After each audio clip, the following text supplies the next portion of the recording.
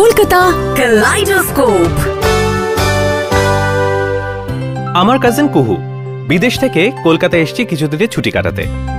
একদিন জেদ ধরলো ওয়েলিংটন স্কোয়ারে সোয়েটার কিনতে যাবে। ওই শীতকালে যেমন পাহাড় থেকে মানুষ আসে বিক্রি করতে, আর কি মৌলালির মোড়ে জ্যাম পেরিয়ে শর্টকাট নিলাম ক্রিক রো ধরে।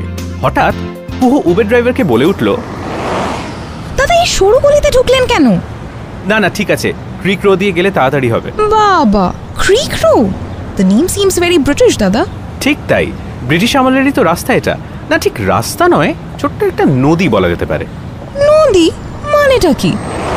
জানিস তো, এই রাস্তাটাকে বলা হয় ডিঙা ভাঙা লেন, কারণ একসময় এখানে ব্রিটিশদের নৌকা ডুবে গিয়েছিল। কি বলছো কি? ইয়েস, একসময় এই রাস্তা ছিল ছোট্ট একটা ক্রিক, মানে যাকে স্ট্রিম বলা হয়, যেটা হুগলি নদীতে গিয়ে মিশত। সালটা হবে 11 অক্টোবর 1737 সাল। একবার একটা ভয়ঙ্কর রকমের সুপার সাইক্লোনে ব্রিটিশদের নৌকো এই রাস্তা দিয়ে যেতে গিয়ে ডুবে গিয়েছিল। আর জানিস তো, সেই রাতে হুগলি নদীর জল 7 ফুট উঁচু বেড়ে গিয়েছিল, আর কলকাতার ঘর বাড়ি এমনকি ব্রিটিশ আমলের অনেক বাড়ি ভেঙে চুরমার হয়ে গিয়েছিল সেই রাতে। How scary. আজ হয়তো এই রাস্তার তলায় খুঁজে দেখলে সেই ব্রিটিশদের ভাঙা ডিঙার রেলিক খুঁজে পাওয়া যাবে হয়তো। স্যার, লোকেশন এসে গেছে।